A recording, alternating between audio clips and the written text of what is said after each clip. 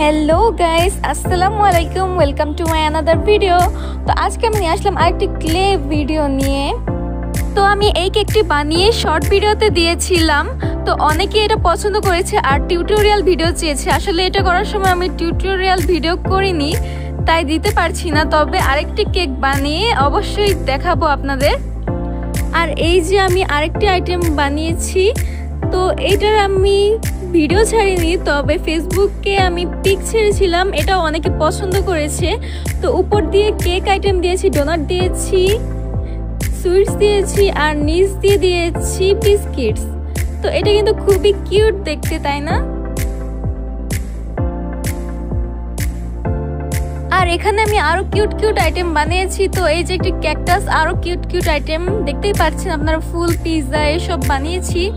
তো আজকে আমি আপনাদের বানিয়ে দেখাবো আরেক রকমের কেক। তো পুরো ভিডিওটি দেখতেই থাকুন আর আমার চ্যানেলে সাবস্ক্রাইব করে আর এই ভিডিওতে লাইক দিয়ে অবশ্যই পাশে থাকবেন। তো আমি ফার্স্টে বেবি পিঙ্ক কালার নিয়েছি, এটাকে গোল গোল বলের মতো বানাতে হবে। তো এটাকে একটু চ্যাপটা করে সুন্দর একটি শেপ দিতে হবে।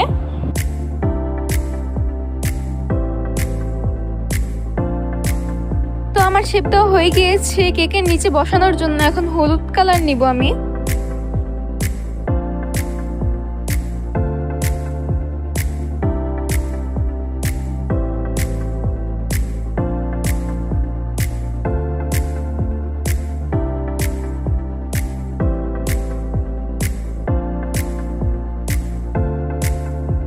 তো এখন সাদা কালার দিয়ে আর কি ডিজাইন শুরু করব। তো এটা লম্বা লম্বা করে তারপর ইউ এর মতো করে ডিজাইন করতে হবে।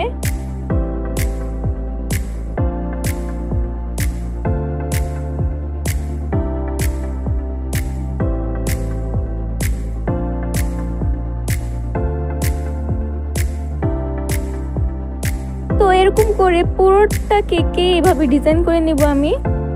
তো দেখুন এভাবে ডিজাইন করা হয়ে গিয়েছে আমার, দেখতে কিন্তু এখন সুন্দরই দেখা যাচ্ছে। আবারও এখন সাদা কালার নিয়ে গোল গোল বল বানিয়ে চারো সাইড দিয়ে আমি লাগিয়ে দিব।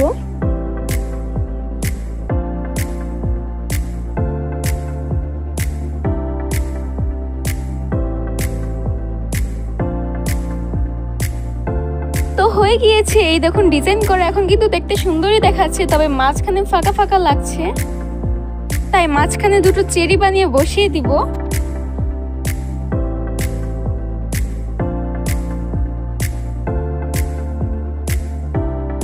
তো এই দেখুন হয়ে গিয়েছে আমার কিউট ছোট কেক।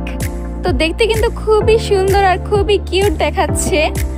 আপনাদের কাছে কেমন লেগেছে অবশ্যই তা কমেন্ট করে জানাবেন। তো আমার ভিডিওটি আজকের মতো এই পর্যন্ত, আশা করি সবার ভালো লাগবে।